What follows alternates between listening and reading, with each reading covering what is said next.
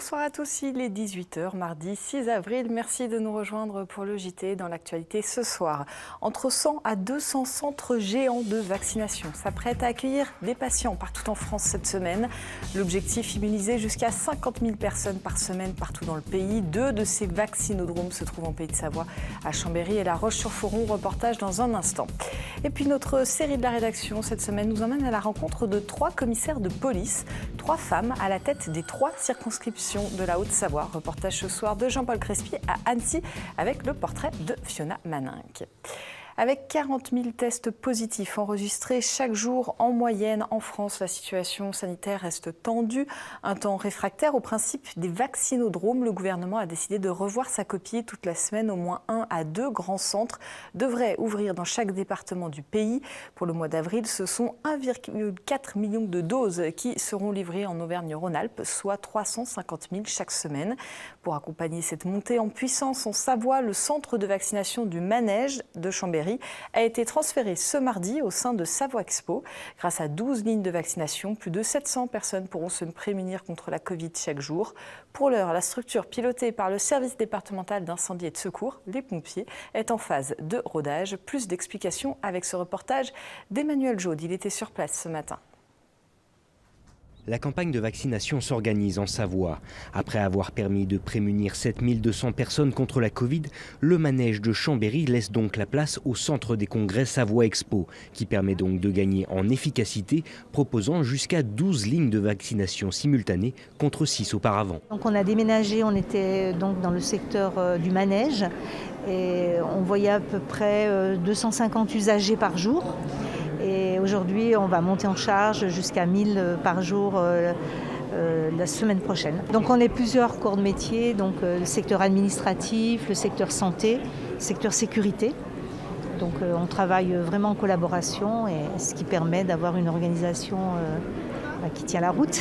Il faut communiquer, il faut beaucoup communiquer. Et chaque matin, nous avons un staff avec le chef de centre qui réunit les administratifs, la sécurité et le secteur santé. Coordonnés par le SDIS, ce sont une trentaine de personnes qui sont donc mobilisées en ce premier jour d'ouverture. Un dispositif conséquent et qui se développera encore dans les prochains jours afin d'atteindre un rythme de croisière dès la semaine prochaine. Le déménagement du centre du manège a été préparé avec beaucoup de soin. C'est pour ça que nous n'avons pas ouvert aujourd'hui dans le format des 12 lignes, puisque nous sommes dans une phase de rodage. Il faut que les équipes retrouvent leur environnement de travail, et nous allons optimiser sur ces 48 premières heures le fonctionnement du centre pour pouvoir ensuite le faire monter en puissance. À partir de lundi prochain, nous aurons 700 personnes qui pourront se faire vacciner ici. Aujourd'hui, nous en accueillons 350. Nous serons aux environs de 500 dès jeudi, et donc 700 à partir de lundi prochain. Avec plus de 2200 mètres carrés mis à disposition par Grand Chambéry, le centre de vaccination s'installe donc à Savoie Expo pour quelques mois au moins. Une structure qui garde toutefois de la place afin d'adapter au mieux sa stratégie vaccinale à la situation sanitaire du département. Et en Haute-Savoie aussi, un grand centre de vaccination doit ouvrir ses portes ce mercredi à La Roche-sur-Foron. 3500 vaccins seront administrés chaque semaine à Roche Expo, portant à 17 000 le nombre d'injections et d'adhères réalisées dans le département. La capacité de ce centre pourra être doublée si nécessaire dans les prochaines semaines. Régions, départements et préfectures ont travaillé en collaboration, là aussi avec le SDIS, pour mettre en place ces 12 lignes de vaccination. Les pompiers sont là aussi, vous allez le voir, comme en Savoie, largement mobilisés pour cette nouvelle étape. On écoute le contrôleur général Pascal Lorteau, directeur du SDIS en Haute-Savoie, au micro de Victoria Lopez. À partir de demain matin, il y aura en fait 24 personnes mobilisées sur tous les métiers. Et parmi ces 24 personnes, 16 seront originaires du SDIS. Ce sont pour l'essentiel effectivement des sapeurs-pompiers qui auront des rôles de vaccinateurs, de médecins, de pharmaciens, de logisticiens, mais il peut aussi y avoir quelques personnels sur des fonctions administratives de soutien. C'est au niveau de la fonction de vaccinateur que des choses ont évolué, puisque récemment, un texte de portée réglementaire a autorisé des sapeurs-pompiers secouristes à vacciner, c'est-à-dire à injecter la dose vaccinale sous le contrôle de professionnels de santé, dès lors qu'ils seraient formés pour cela et que ce soit réalisé et attesté par un professionnel de santé. À ce jour, nous avons déjà formé 250 opérateurs de vaccination avec un objectif de 300 dans quelques jours. Ils sont presque exclusivement destinés à servir dans ce centre de vaccination de La Roche-sur-Foron. Ils sont mobilisés sur leur temps libre, leur temps de repos. Nos potentiels opérationnels sont conservés. Autre centre de vaccination depuis hier lundi, celui de Thonon. Il a déménagé au boulodrome de Vongy. 1050 injections devraient avoir lieu chaque semaine là-bas. À Aix-les-Bains, le centre a été transféré également aujourd'hui au centre des congrès avec à terme 9 lignes de vaccination. Pour le moment, 6 peuvent déjà accueillir 288 personnes chaque jour. La vaccination qui se poursuit alors que la tension dans les hôpitaux reste très forte. En Savoie, l'Agence régionale de la santé a demandé aux établissements de santé de déprogrammer les opérations chirurgicales non urgentes. Ça représente près de la moitié des opérations chirurgicales. Pour le moment, ce n'est pas le cas en Haute-Savoie. L'objectif de la déprogrammation, vous le savez désormais, de libérer des professionnels pour faire face à la hausse des hospitalisations Covid, notamment dans les services de réanimation. Le Covid qui prend beaucoup de place dans le système de soins depuis des mois. L'établissement français du sang en appelle d'ailleurs à la mobilisation générale. Malgré le confinement, les donneuses et donneurs de sang sont autorisés à se rendre dans un centre de collecte. Les réserves sont en baisse depuis plusieurs semaines. Elles sont en deçà des 100 000 poches, alors qu'il en faut 110 000 au moins pour être serein face à la demande. Le FS rappelle d'ailleurs que le Covid est un virus respiratoire qui n'est pas présent dans le sang, sauf en cas de symptômes très sévères de la maladie. Toutefois, les dons ne sont pas autorisés en cas de symptômes. Vous pouvez prendre rendez-vous en ligne sur le site mon-rendez-vous-don-de-sang.efs.santé.fr. 10 000 dons de sang sont nécessaires chaque jour en France, dont 1400 en Auvergne-Rhône-Alpes. Dans le reste de l'actualité, on l'a appelée la Corona Piste l'été dernier. La piste cyclable à Annecy reliant les Marquisats au Paquier, aménagée sur une des voies routières, avait divisé, posé des problèmes de sécurité également. La municipalité a présenté il y a quelques jours une nouvelle version du tracé qui vise à faire cohabiter piétons, cyclistes et véhicules sur ce tronçon étroit et très fréquenté, notamment l'été. On écoute Marion Lafary, maire adjointe à la voirie et aux espaces publics, qui nous en dit plus sur les aménagements de cette piste au bord du quai de la Tournette. Elle répond aux questions de Marine Schneider. Alors, il y a des modifications en termes de largeur déjà. Comme on vient de voir passer, d'ailleurs, il y a effectivement beaucoup maintenant de plus en plus de vélos qui sont relativement larges, des vélos cargo, des vélos avec des carrioles. Et l'année dernière, on avait juste pris en fait la largeur d'une voie de circulation, ce qui n'était pas suffisant. On était sur 2,50 m. Là, on va vraiment l'élargir à 3 mètres pour être en phase avec les recommandations des usagers et des instances de la voirie qui s'appelle par exemple le CEREMA, une instance nationale. Donc on va rester sur du 3 mètres à minimum et surtout on va sécuriser les séparations physiques entre la partie cyclable et les véhicules pour qu'on ait aussi plus de sécurité et qu'il n'y ait pas la possibilité qu'un petit enfant voit mal où il doit aller et finisse sur la chaussée. Là on aura vraiment une séparation physique. Donc ça c'est important.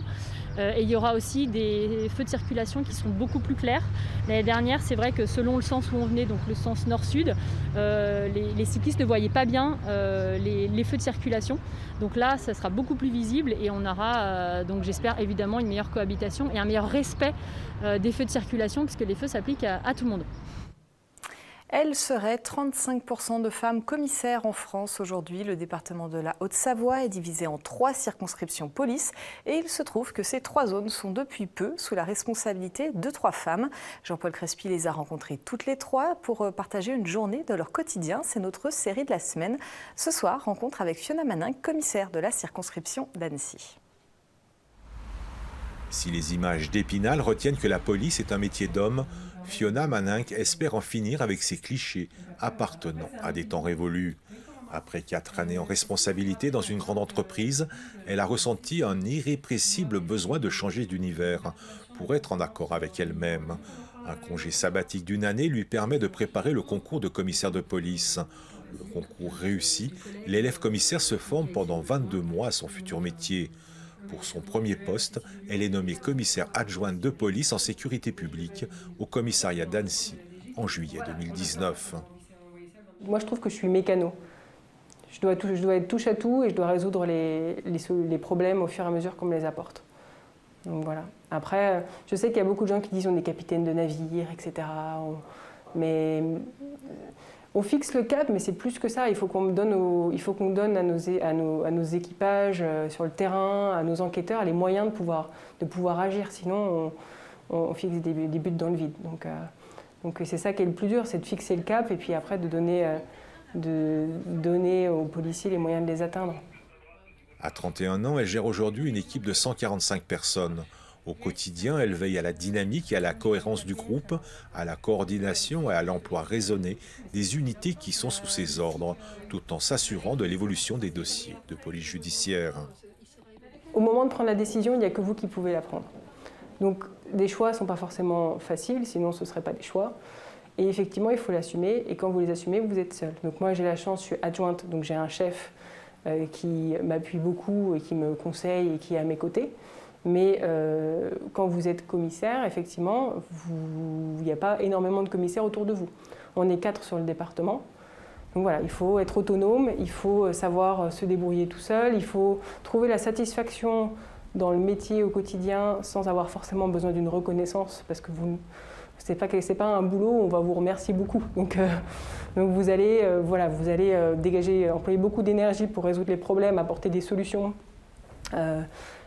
Essayer de faire votre maximum pour faire baisser la délinquance pour les habitants, et puis derrière on va vous réapporter des problèmes, des nouveaux Tetris à résoudre, etc. Donc il faut toujours être motivé, toujours être sur le pont, mais quand vous prenez des décisions difficiles, il faut les assumer seul. Donc c'est notre boulot aussi, c'est notre métier, donc il faut être prêt à vivre ça, et il faut le savoir, c'est tout. Travail, humilité, réactivité, rigueur, compréhension du terrain. Si elle aime se définir comme un couteau suisse au service du groupe, elle développe désormais sa feuille de route pour renforcer les équipes qui l'accompagnent. Car elle sait qu'elle doit désormais prendre la bonne décision au bon moment dans un quotidien où la routine n'existe pas. Et demain, pour le 2e épisode de cette série, rencontre avec Amandine Eustachi, commissaire de la circonscription d'Annemasse. Toujours à Annecy, le chantier de l'hôtel de ville se poursuit depuis le 14 novembre 2019 et le violent incendie. Le déblaiement des graves a eu lieu, le parapluie de protection installé sur la toiture et plus récemment, une restauratrice a réalisé des moulages des décors pour les reproduire à l'identique. Reste donc maintenant à reconstruire. Le concours de maîtrise d'œuvre est en cours, lancé il y a 15 jours. Les postulants ont jusqu'au 16 avril prochain pour se faire connaître. 4 équipes seront ensuite admises à concourir. Le vainqueur sera désigné au mois de novembre prochain.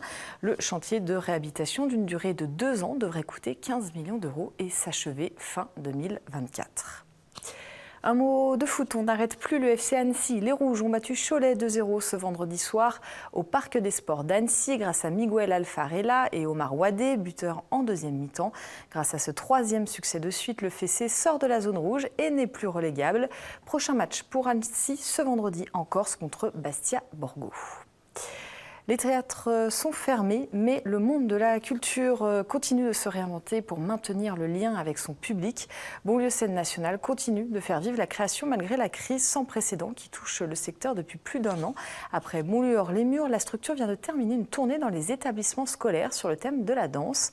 Sébastien Germain a pu assister à la dernière journée au collège Évire d'Annecy-le-Vieux avant la fermeture de l'établissement. Reportage.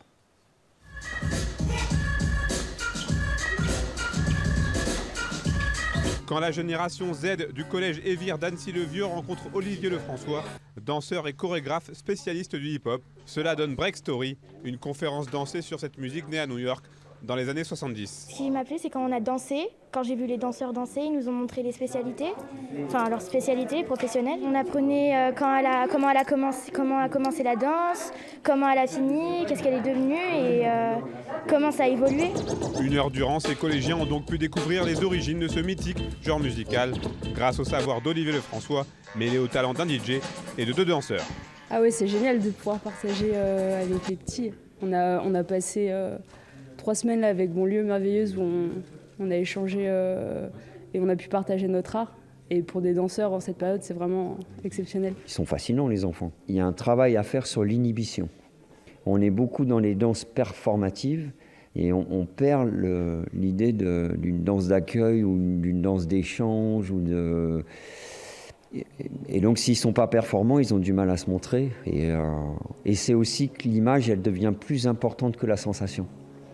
Donc je pense que c'est ça que ça peut apporter cet exercice-là, quoi. Un peu plus tard dans la matinée, on retrouve Olivier Lefrançois et DJ Dan pour un atelier de danse sociale.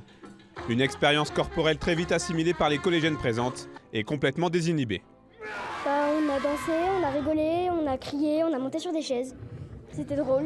Le chapiteau Haydens a lui aussi connu son petit succès. Lancé en 2019, il permet de créer et de personnaliser un avatar en 3 dimensions qui se trémousse sur un dance floor numérique. À l'origine de cette immersion dans le monde de la musique et de la danse, on retrouve Bonlieu Scène Nationale qui vient de clore une tournée dans plusieurs lycées et collèges quand ceux-ci étaient encore ouverts.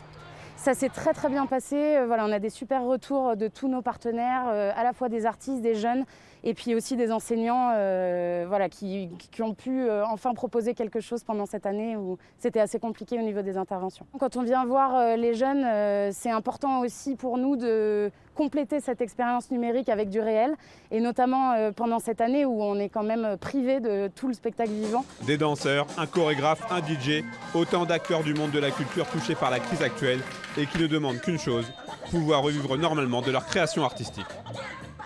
Et on passe d'une passion à une autre, puisque notre invité du jour est en fait des invités du jour. C'est une bande de passionnés en quête d'aventure à l'autre bout du monde. Alors, ils sont 5 déjà sur 8 avec nous. Les riders Aurélien Lardy, Gaspard Ravanel, Gaspard Bureau, les vidéastes Maxime Aubry et Adrien Ruy. Et on n'oublie pas Jules Saucier, Damien Arnaud et Mathieu Moulier qui font également partie de l'aventure. Bonsoir à tous les 5. Bonsoir. Alors, vous êtes des habitués des enfants de la vallée de Chamonix, issus notamment des familles de guides, de moniteurs de ski, et il semblerait que l'immense terrain de jeu qu'est le massif du Mont Blanc ne vous suffit plus. Vous êtes fixé un sacré objectif pour l'année 2021, celle de partir dans la Cordillère Blanche péruvienne. Bah ouais, c'est donc on a pu partir début juin au Pérou, dans la Cordillère Blanche. On a un point d'attache là-bas, ce sera à Huaraz. La ville est située à peu près à 3000 mètres d'altitude. Voilà, on va essayer de rayonner autour de cette ville. On va faire des sommets qui culminent jusqu'à 6700 mètres. Pour le Huascarán, c'est le point culminant du Pérou. Et à côté de ça, on a plein d'autres sommets, on en a prévu 8, qui culminent tous à peu près à 6000 mètres, dont une ou deux premières. Donc on peut parler aussi de l'Alpamayo, qui n'a jamais été skié, et ça va être sympa. Alors, on va en reparler de ce programme-là. Pourquoi le Pérou et pourquoi partir si loin en pleine crise sanitaire, accessoirement ?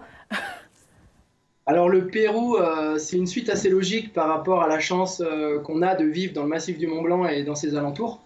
Donc, c'est vraiment une suite logique. Aujourd'hui, on a l'opportunité de skier des montagnes et ce massif qui est juste majestueux, qui est magnifique. Et donc, le Pérou et ses sommets de 6000 mètres est un lieu qui est vraiment parfait pour une première expédition à plus de 6000 mètres d'altitude. Est-ce que les pentes du massif du Mont Blanc et celles du Pérou ont des similitudes ? C'est-à-dire, est-ce que vous avez une bonne base d'entraînement en étant dans la vallée de Chamonix ? Ouais, complètement. Ouais. Le Mont Blanc est quasiment à 5000 mètres. Ça nous fera un bon entraînement, ça c'est sûr. Il n'y a pas à voir, le massif du Mont Blanc, c'est un super terrain de jeu. Donc c'est l'évolution un petit peu pour nous d'aller dans la Cordillère des Andes sur des sommets un peu plus hauts. Puis là-bas, la neige, elle colle dans des faces un peu plus raides qu'on a l'habitude de skier à Chamonix. La neige, elle colle à peu près dans des pentes entre 50 et 55. À Chamonix, c'est un peu moins, ça s'arrête à 50 degrés. Donc ce sera aussi l'occasion de nous tester. Et voilà. Alors, vous êtes 8 à partir, je l'ai dit, comment vous avez, là, qu'est-ce qu'il vous reste à faire d'ici le 10 juin ? De quoi vous avez potentiellement besoin, surtout que je crois qu'il y a un projet solidaire qui s'accompagne à ce projet d'aventure. Oui, alors donc pendant les 2 prochains mois qui arrivent, on va déjà finaliser le budget parce qu'on a besoin de financement. On va aussi réaliser une collecte auprès des habitants de la vallée et puis des entreprises pour une association qui s'appelle Soliluna, qui est basée à Cusco, au Pérou. Et elle s'occupe d'enfants en précarité, en situation précaire. Et pour les aider, nous, on va amener donc des vêtements, des fournitures scolaires. Une fois là-bas, on ira avec eux, partager des moments et puis donner, faire don de tout ce matériel. Vous avez évoqué tout à l'heure les premières. Dernière question avant de se quitter. Comment ça se prépare une première ? Alors une première, c'est vraiment quelque chose qui se travaille en amont, c'est-à-dire qu'on a la chance une fois de plus de vivre à Chamonix et donc de pouvoir discuter et d'échanger avec des personnes qui sont déjà allées dans ce massif, dans ces montagnes, et qui eux peuvent déjà nous apporter quelques éléments quant à ces faces, les conditions et comment elles s'approchent, comment elles pourraient potentiellement se descendre. Donc c'est jamais sûr forcément, bien au contraire, c'est 50-50 voire moins. Mais il faut beaucoup de motivation et voilà, être patient, savoir regarder et pouvoir échanger tous les uns les autres pour savoir si on se lance sur ce genre de projet ou pas. Eh bien, on espère que ce projet aboutira et que vous pourrez bien prendre le départ le 10 juin. Merci beaucoup, tenez-nous au courant et ramenez-nous de très belles images, j'en suis sûre. Merci beaucoup, merci à tous les 5. Et on se quitte justement avec de belles images du côté d'Avoria avec le Red Bull Infinite Lions qui s'est tenu ce week-end, organisé à huis clos. Cette compétition mixte réunissait 12 skieurs et 12 snowboarders sur la combe du Fornay à plus de 2000 mètres d'altitude. Un format inédit qui mixe donc les disciplines et les terrains de jeu freestyle et freeride. Côté ski, Jules Bonner des Arcs s'impose chez les hommes, la jeune Jade Michaud de la Clusaz chez les femmes. Côté snowboard, Lucas Cornilla de Flaine a mis tout le monde d'accord. Chez les filles, la quadruple championne du monde de freeride Marion Herty, 3e, s'incline face à l'espoir de Valoir, Lucie Sylvestre. On se quitte sur ces images. Merci beaucoup de votre fidélité à l'info sur 8 Mont Blanc. Merci à toute l'équipe. Dans quelques minutes, vous retrouvez Emmanuel Jaude et Éric Renevier pour le Déco Savoir Mont Blanc pour le 2e épisode de Panorama. Un panorama gourmand cette semaine à l'occasion des fêtes de Pâques. Ils reçoivent Laurent Beau, responsable de production au Fidèle Berger, et Frédéric Pellier-Cuit, maître artisan de la chocolaterie des Bauges. À demain, passez une très belle soirée.